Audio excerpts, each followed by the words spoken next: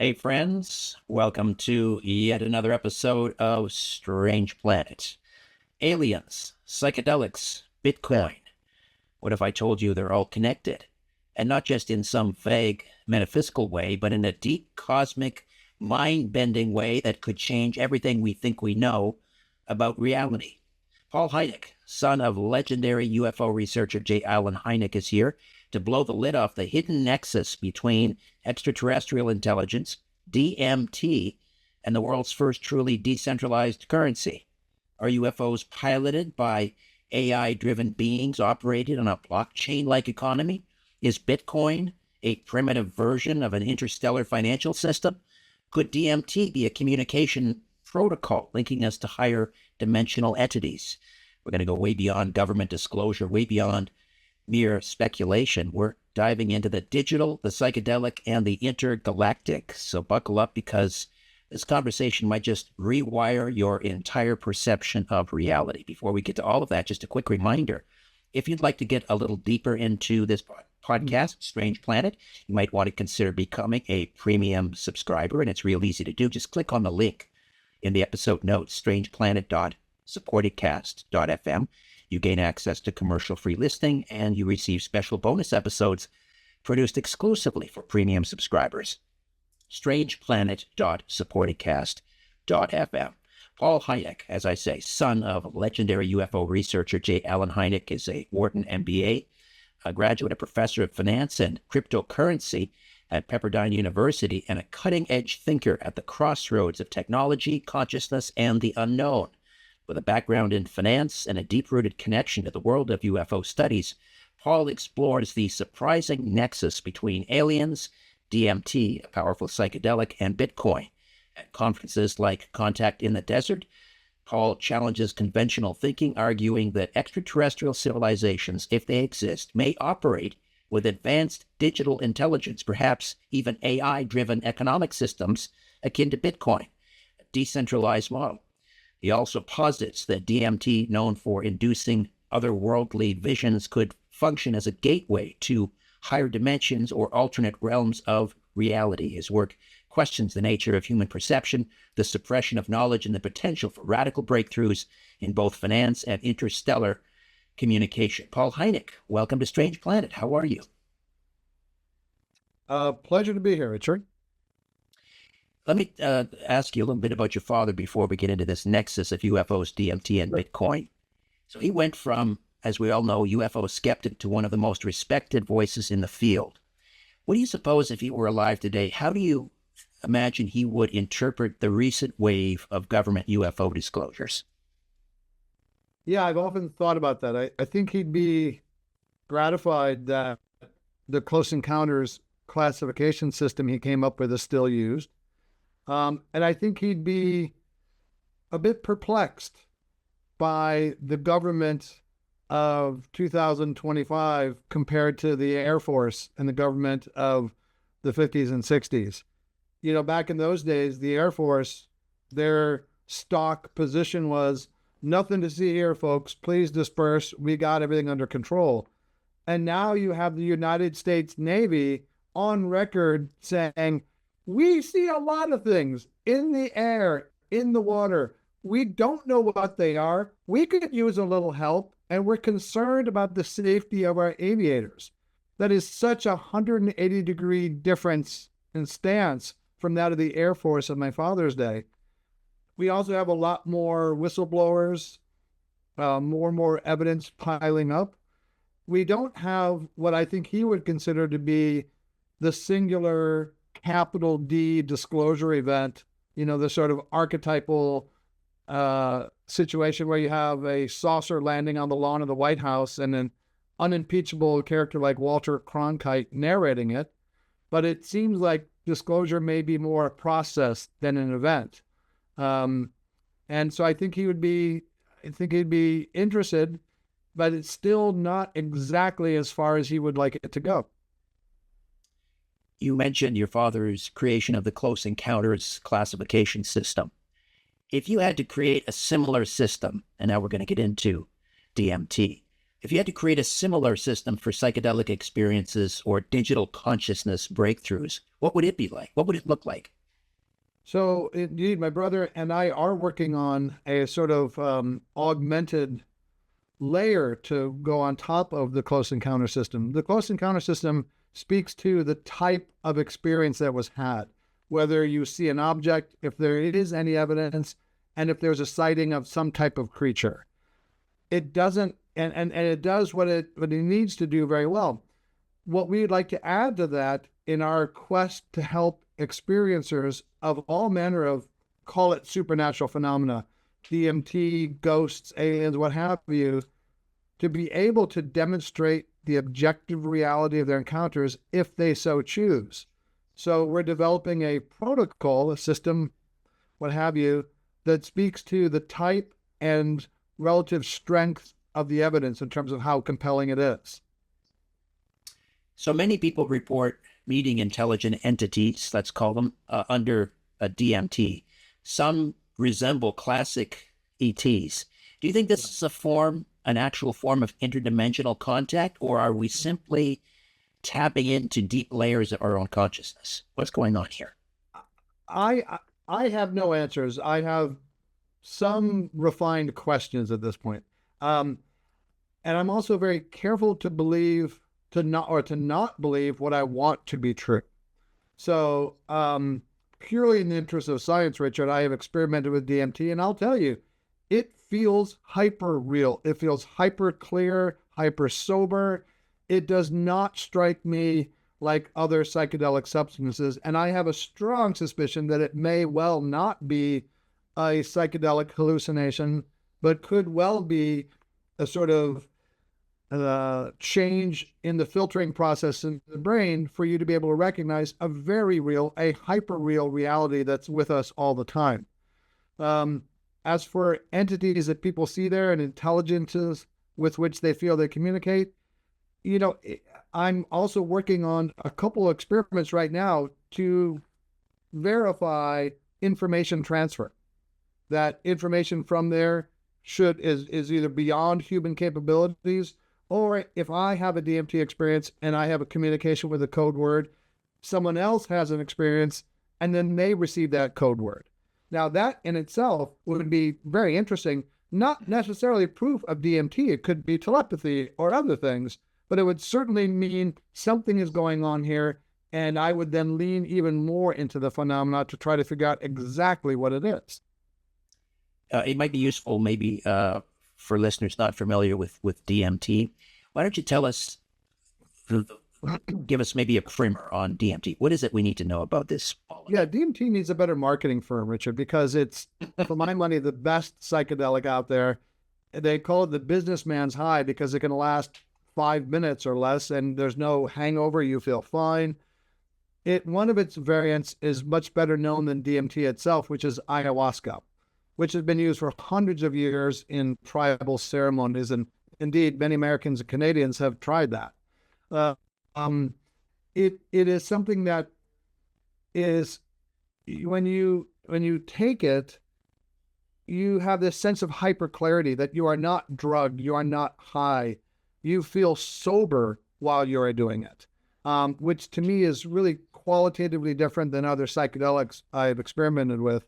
And there's a lot of accounts online of people having engaging conversations with superior intelligent entities. Is it naturally occurring in the human body? Yes, I think it's been established that there are amounts of DMT, and people theorize that it's secreted by the pineal gland, especially like around birth and death and times of trauma, but it's also coursing through the natural kingdom in lots of plants. So it's called the spirit molecule because it is so ubiquitously available in nature. And one of the things that's interesting about the experience is when you take it, it acts so fast that even if you've been told, hey, buckle up, this will act really fast, you can't imagine how fast you feel transported to a different dimension. It's within seconds.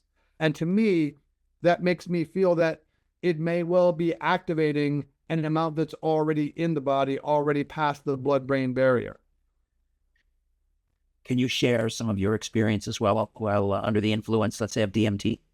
Yeah, sure. So the first time I did it, I had the sort of classical breakthrough experience, and I'm at this place that felt like the other side of the universe, but also felt like home.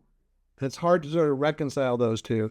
And I felt that I saw the very fabric of the universe being created at that moment. And I asked, and I don't know whether I voiced it or in my head or whatever, but I asked, hey, are you the entities that we perceive to be behind UFOs and aliens? And I felt trillions of miles of synapses and neurons of the universe firing. And the answer came back to me, we can't explain in a way that you would understand. And I thought, yeah, because if there is a land bridge between DMT and aliens, that's probably beyond my intellectual pay grade. I grant you that. So I was fascinated by that. And so I was hooked because I thought, okay, there might be something here, because my father felt that the UFO phenomena may have an interdimensional component. And here's this substance that you can take that certainly feels like you are going to another dimension. So that was my initial interest. Like, could those be? Because there's a lot of people, I have a lot of friends working on disclosure. Okay, maybe I can do an end around all the politics and this stuff and get to the root cause. So I was fascinated. I then did it again that night. And this time it lasted 45 minutes, not 5 minutes. I was not sort of a breakthrough experience, but it came inside me. And I felt this loving, healing energy coming for 45 minutes. 2 weeks later, I did it again. And it said, welcome back, Paul. Let's resume where we left off last time. So it's like the universe remembered me, my name, and remembered our last appointment. So, and I've had so many experiences along those lines and have facilitated for others with wonderful experiences in helping in their earthly relationships, helping understand issues that they faced in new ways, and being able to reinterpret things. One friend of mine at one point said she was very scared. She saw these insects, but she took a deep breath and then realized they were there to clean out toxins from her body. Yeah. Could DMT trips, if that's the right terminology, DMT trip, could they, UFO encounters and DMT trips be part of the same phenomenon? Maybe an encrypted form of contact that we're just maybe beginning to decode? Yeah, encrypted is an interesting word that you use there. You know, I have a sneaking suspicion, and I'm not the first person to say this, that there may well be a common consciousness substrate below phenomena that we think are very different. DMT, aliens, ghosts, etc. So to me, I believe that there is call it a divine digital substrate to the universe. I say divine digital because DMT feels digital to me. It feels like there's a grid. And when I say digital, I don't mean this in a reductionist way that squeezes out spirituality in sort of a cold transhumanist way. But I'm increasingly drawn to the notion of digital physics, and that everything is essentially digital and information. And that, you know, we have the quantum properties of molecules, and it's the quantum information. There really isn't matter. It's just the information of these particles, and nothing really moves. It's just a shifting of the information of the molecules in between. So I think that DMT, and I say I think because I certainly don't know any of this, but it just feels like a very real possibility that the experiences in DMT could well be objectively real and could well be linked to aliens who, in my view, are likely post-biological. They would have gone through an informational artificial intelligence singularity and have now just, in essence, become digital, which jives with the feeling I have when taking DMT. So if DMT allows people to perceive other dimensions, does that mean perhaps UFOs or a type of technology that harnesses that same kind of multidimensional travel? Yeah, that's my working hypothesis. And again, this is all conjecture, but when I take DMT, I feel this permanence of state. I feel this pulsing intelligence, and call it God, call it the base level operating system of the universe, what you will. But I can't imagine a more advanced, powerful, more intelligent intelligence than what I feel I'm contacting during DMT. And in my mind, they confirmed that this is related to aliens. And it feels to me that if there are extraterrestrial civilizations, I don't think that the drones over New Jersey are extraterrestrial in origin, because to me, the notion that an extraterrestrial civilization that has the technology to come here would show technology in our skies that's maybe 20 years beyond our current understanding is ludicrous. They would be perhaps millions or billions of years past us, and they're not going to be flying drones around that can do sharper angles than our current drones. They're not just going to be 10 years more advanced. They would likely be, according to the transcension hypothesis, not go outwards, but essentially go inwards into virtual reality on steroids, where they're actually going inside to increasingly dense computational domains and being digital. And perhaps that is the same thing as, call it, the DMT verse. Good. The CIA and other intelligence agencies, they've had their hands in both psychedelic research and UFO secrecy for decades. Do you think they're actively studying the overlap between the two? I don't know. I keep seeing talk of papers about this, and clearly they've studied like out-of-body experiences, etc. One interesting thing about, say, the U.S. government, it is a bad faith, corrupt central actor in the domains of aliens, psychedelics, and cryptocurrency. Each one of those represents a threat to the U.S. government. It's come out that the war on drugs that Nixon launched wasn't out of concern for the welfare of the young in the U.S. It was to demonize hippies and brown people. That was the sole purpose of this war on drugs. So these three topics share a commonality in how the government views them as a threat and has tried with some success to demonize each of them. Getting back to government disclosure, do you think that the recent U.S. government disclosures on UFOs are genuine? Do you think they serve a hidden agenda, maybe to distract from a larger technological or financial shift? I'm actually more confident talking about what happens in DMT than I am about the motives of the U.S. government. I don't trust them. They led my father around by the nose for several decades. And it's really not, they don't have the same interest as Joe Q. Citizen. If they have bodies and have a reverse engineered propulsion system of objects, I just don't see that subpoenas, even deftly crafted by my friend Danny Sheehan and forcefully advocated by Richard Dolan, Steve Bassett, and others, is going to pry it out of their hands. I think they're going to have that Jack Nicholson, you want me on that wall, you can't handle the truth attitude. And I'll go even further.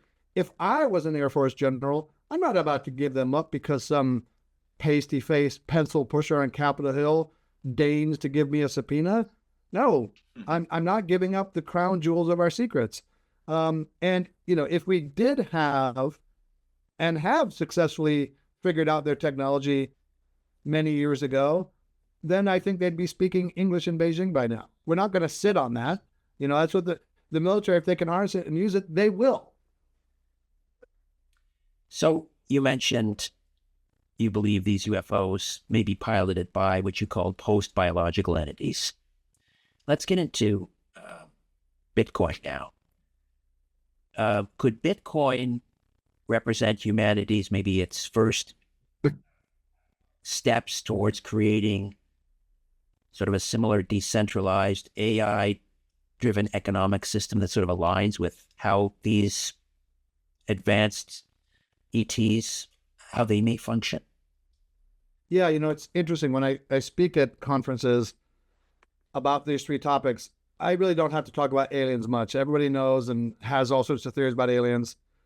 They're now very interested in DMT, so I don't have to talk about that. But a lot of them have bad attitudes or misinformation about Bitcoin. And one of the first things I'll say is, oh, hey, I'm going to show of hands for people who think the US government is honest about what it knows about UFOs. Not one hand goes up. Oh, now how many people think the US government is honest in what it says about Bitcoin? Oh, so you think the same government that's lying over here is now telling the truth here? Okay, that's interesting.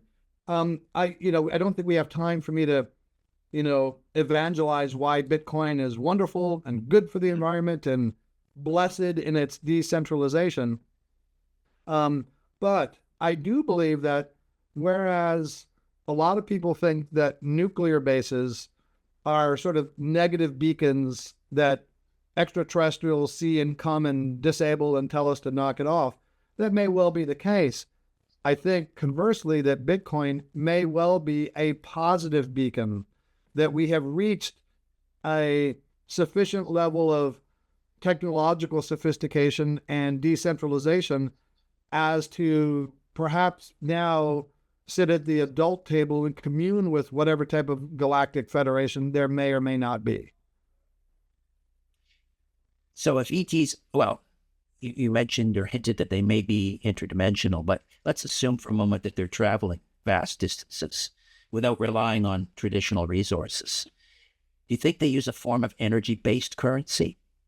It could be. Yeah, Go ahead. there's a theory known as the Bitcoin astronomy that if extraterrestrial civilizations have these three factors, one, individuals that have individual and rational economic motives, they have finite resources, and they don't have flat out magic like Harry Potter, then it's almost inevitable that they will develop something akin to Bitcoin. Maybe not exactly the same details of proof of governance or proof of work governance protocol, but they will develop something like that to store value. And most likely difficult and expensive energy-based creation of monetary storage. And I think now on Earth, when we colonize Mars, which is, I think, most people would agree, a matter of time, what money will they use? I don't think they'll use the US dollar and try to monitor the winds of Fed broadcasts. I think they will use Bitcoin, and they will get frustrated because they can't mine it because of the time it takes. And they will then start their own coin called Mars coin, and Bitcoin will likely be called Earth coin and represent our planetary credit score. It will represent the entire value of Earth. And I think that Bitcoin is the inevitable terminus of finance on Earth.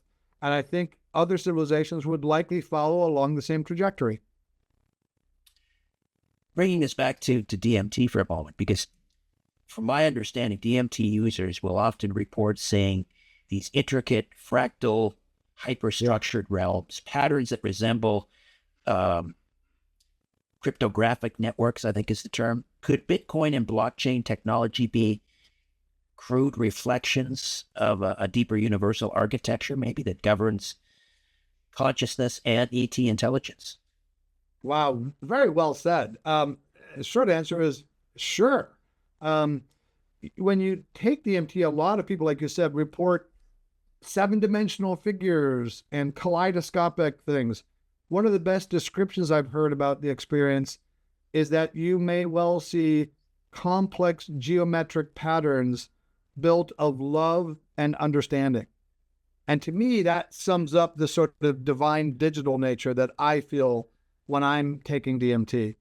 And, blockchain, it's digital. It's a digital way to store value in a decentralized way.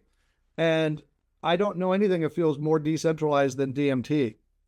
You are not in one government. You are out experiencing anything on the fringes of the universe. And to me, it just seems like this idea that there's this digital substrate. And again, I want to say divine digital substrate, because I think that it may well be just like in physics, we talk about entropy, that things are sort of, falling apart. I think everything becomes digital. If you look at when we used to drive as kids with like a Rand McNally map in the car, it's not updated maybe. It doesn't have real-time traffic. There may be a coffee stain on it. It may be torn. Then now we have our phones, and we have all sorts of free apps on our phones that will tell us with up to the minute currency what the best route is. It will tell us of traffic alerts. It will customize and say avoid ferries or tolls and all of this.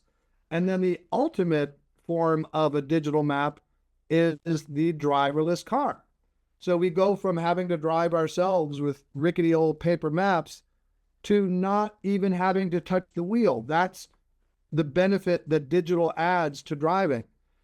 We are just scraping the surface on the benefits that a true digital currency like Bitcoin brings to civilization.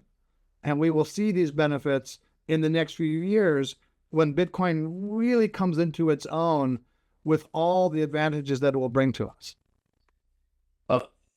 Both Bitcoin and UFOs disrupt centralized control. One is in finance, the other, I guess, in global power structures. Do you think it's possible UFOs are some kind of a manifestation of a higher intelligence that's intended to guide humanity towards a decentralized autonomy, post-scarcity economics? I certainly like that idea. My father and Jacques Vallée and many others thought that there may well be an extraterrestrial element in the UFO phenomena, but that it likely wasn't all of that. And that there could well be an interdimensional aspect. And for me, an interdimensional origin really helps solve the two biggest problems I have with a pure extraterrestrial hypothesis, which is one, how do they find us? Yes, we've been beaming episodes of I Love Lucy out into the stars, lo these many decades, but the universe is a very, very, very big place. The other one is, why would they care? Why would they come all this way and have somewhat furtive encounters and not be more overt? Okay, maybe they're doing a hybridization, I don't know. But if there's an interdimensional component, well, they are adjacent to us in some way that our physics can't really understand, and may well be related to us in some way. So, and perhaps then, they are our ancestors, or we are their ancestors, or both, or neither, but have some relation to us. And that may well then have a connection to what we perceive and could be in some ways extraterrestrial crafts. You think it's possible that the DMT is acting like some kind of a organic receiver, a biological interface, and it operates almost like a cosmic version of blockchain? Yeah. And, along the lines of what I mentioned about how I think blockchain may be a positive beacon that we are now ready to have grown-up talks, DMT, which I think is a plant medicine technology and not a merely a hallucinatory psychedelic, it feels like it could be an Easter egg that either our ancestors or another civilization planted here for us as the ticket off this earth or out of this dimension. And it shares that in common with Bitcoin. Nobody knows who created Bitcoin. It's, before AI, I would argue that it's the most disruptive technology in our lifetimes. And nobody knows who created it. And the creator or creators, whether still alive or dead, individual or group, they have 1 million Bitcoins. One Bitcoin is $100,000. They have 1 million of them in their wallet, and they've never touched it since day one. So what I would say is, one of the most important technological innovations of our lifetimes, we don't know who created it, and they have not apparently profited from it in any way, either financial or reputationally. That is a singular event. UFO encounters, they seem to increase during times of major technological shifts, societal shifts. What are your thoughts that these advanced beings are monitoring our transition into a decentralized civilization, maybe with Bitcoin serving as an early test, maybe of our ability to escape centralized control? Yeah, sure. It's so hard for me to put myself in the minds of interdimensionally extraterrestrial entities, right? I frankly have a hard time understanding why they care about us. And now, if they're interdimensional, there's some relation to us. It just, even if they're interdimensional in a DMT way, it just feels like they got more important stuff to do than worry about our, relative technological advancements. But the fact is, we have a massive body of evidence that we have what my father liked to call meta-terrestrial incidents occurring. And by that, he meant things beyond our known understanding of technology. Could be super advanced military, but to me, it's not likely. So that leaves us with extraterrestrial, extra-temporal, time travel, interdimensional, and perhaps other things that we can't even imagine as potential solutions. Do you think Bitcoin could be maybe the first step towards creating a new system of exchanging and storing thought, energy, like the same way DMT grants access to an interdimensional universe or economy of ideas? Yeah, you had what I call there the DMT stutter, where you're trying to find words for these very esoteric concepts. Yeah,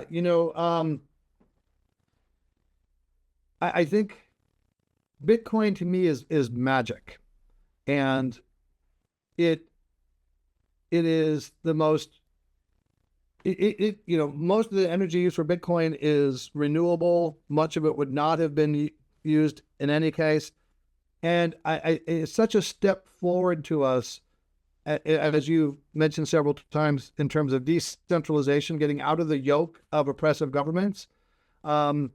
And to allow people to communicate, transact, exchange value by themselves instantly, securely, for free, with no third-party skimming or molestation.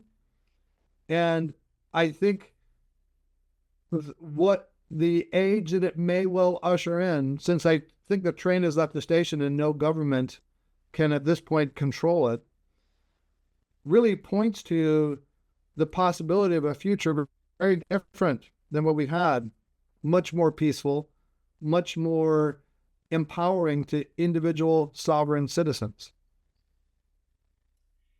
Do you think, well, given your expertise in crypto, do you think Bitcoin or blockchain could eventually play a role in a post-disclosure or post-contact world economy, maybe one that includes ET civilizations? Absolutely. If you think about, let's say we have a archetypal disclosure event, and now, okay, the jig is up and everybody knows there are aliens here or have been here. We have crafts. Just think of how society will be impacted. That's not a minor event. That would arguably be the biggest event in human history since fire, perhaps, right? Mm-hmm. When you have an event of that magnitude, which is, say, 1,000 times stronger than anything we've experienced in our lives, what happens to the kind of rickety financial system that we have? It could collapse. And it would leave Bitcoin as something that is beyond the tampering influence of this or that government. And I think we would have that inflection point where it goes from what's called a risk-on asset to a risk-off asset, like gold. When people get scared, they say, "Oh, I don't know about the dollar anymore. This is crazy. The U.S. government has been a nest of lies for decades. I'm going to go to the safe harbor refuge of Bitcoin." So I think the chaos that we could have could lead in itself to Bitcoin, and then people would see all the other benefits it brings, and it would just not replace the dollar, because like the dollar can be used for transactions, but it's not where people would store their value. If UFOs and DMT and Bitcoin, they all sort of represent different kinds of disruptive truths. Which do you think rather is going to be the hardest for governments to suppress in the long run? Well, I think the easiest might be aliens, because they may well have aliens and ships in hangars. But you can't store psilocybin and DMT. You can't hold that because it's everywhere. And Bitcoin has left the station. There are 500 million people that have Bitcoin now. It is the most decentralized asset in history. So there's no possibility of any government controlling Bitcoin or psychedelics at this point. You could argue, and many do, they've had some success on the alien front, but that's 1 out of 3 at best. And if we could establish undeniable proof that DMT experiences are real, UFOs are visiting, or people are having genuine contact with these entities, intelligent entities, Bitcoin is the future of economics. What do you think would be the first step towards shifting global consciousness? Yeah, well, I think the first step would be panic and fear, because even if, in my mind, these are all welcome developments, it's not going to be baby steps, probably. It's going to be this massive cataclysmic consciousness event. And, that would, in many people's minds, interfere with religion. And now, one of the things about disclosure I find interesting is that people don't talk very much about, well, if there are aliens here, is this or that government really calling all the shots? I mean, I think the aliens would probably have a seat at the table too, and decide when we're ready for a disclosure. But if we have a single event that blows the lid off aliens, DMT, Bitcoin, etc., and some percentage of each of those, it's going to be chaos at first, I think. I'm afraid of that. And then when the dust settles, we look at our governments as the ne plus ultra, the absolute authority. Well, they would be neutered in some aspect, because now they're not the smartest, they're not the most powerful. Are they all puppet governments to hopefully benevolent aliens? One thing is that, I've worked on a lot of movies, and in movies, we have these really dystopian views of artificial intelligence and aliens, Matrix and Terminator, things like that, because you need conflict, you need drama in Hollywood. If you have a movie called The Village of the Nice, Happy Aliens, you're not going to get butts in the seats in the theater. But if aliens are here, for those who believe aliens are here and have been here for a while, well, they certainly have more advanced technology than us. And if they wanted to kill us, we would be dead. So at the very worst, they're here manipulating us and doing experiments and creepy things at night. Or they're neutral or supporting us. So, and I think, but still, even if there's a press conference with Zord from Zeta Reticuli, and he's a super nice guy, it's still going to be panic in the streets. So we have UFOs operating outside of national borders. We have DMT revealing a reality beyond human control. We have Bitcoin dismantling central banking. Are we witnessing the slow motion collapse of hierarchical power structures? Are we witnessing the emergence of a post-governmental, post-human civilization? Yeah, Bitcoin is international, aliens is interstellar, and DMT, I don't even have the word for how decentralized that is. The U.S. government, which is currently the reigning empire in the world, we're nearing that kind of magical 250-year mark for when empires tend to collapse under their own weight. So even without aliens and DMT and Bitcoin, the U.S. government may have passed its, sell-by date. With those types of things, and people realizing not only the new power and sovereignty they have in themselves, but they will see writ large and very clear the duplicitous nature of governments, especially the U.S. government, in holding this stuff and intentional, decades-long campaigns of disinformation. There will be a day of reckoning, I believe. Good. Do you think that Bitcoin itself might be an artifact of extraterrestrial design? Yeah. Like I said, nobody knows who made it, and it is so disruptive and innovative. I think DMT and the impetus for Bitcoin, but in my class at Pepperdine, I talk about how blockchain. So Bitcoin is a digital currency on its blockchain. A blockchain is a block of information you put at the end of the chain, blockchain. The idea of blockchain, which is the ultimate decentralization, I argue, is 46,000 years old. And if you grade on a curve, we have a blockchain from 46,000 years ago. We also have another example from 12th century England and around the world of what even more closely can be seen as a blockchain, a decentralized, immutable ledger. What would that be? Well, 46,000 years ago is the Lubombo bone, a baboon femur found in a volcanic rift in southeastern Africa that has precise notches on it. Some people say, oh, those are notches so you can hold it better when you're beating your neighbor. These are not holding notches. These are counting notches. So again, graded on a curve, you have this bone that has a immutable, you cannot change it, ledger for counting. Okay? You go to 12th century England, which was the apotheosis. In England at that point, they had about 14.5 million pounds of economic might in the country. Only 500,000 of those pounds of the 14.5 million were represented by coinage.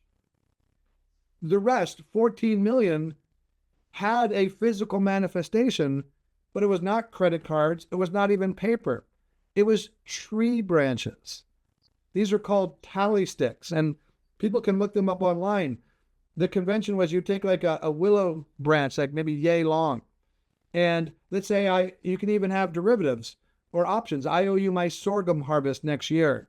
There would be conventions to designate my name and your name, the nature of the obligation, the time frame, with where it's carved and how it's carved. Then we cut that branch down the middle vertically.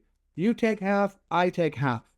That is a decentralized distributed ledger that cannot be changed. And furthermore, if I owe you, I get the way they cut it. I don't have a base at the end. I have the foil. I am foiled again. You take the one with a longer base, which is called the stock. You are the stock holder. Those are tally sticks, which were used around the world and in Europe until the 20th century for financial transactions.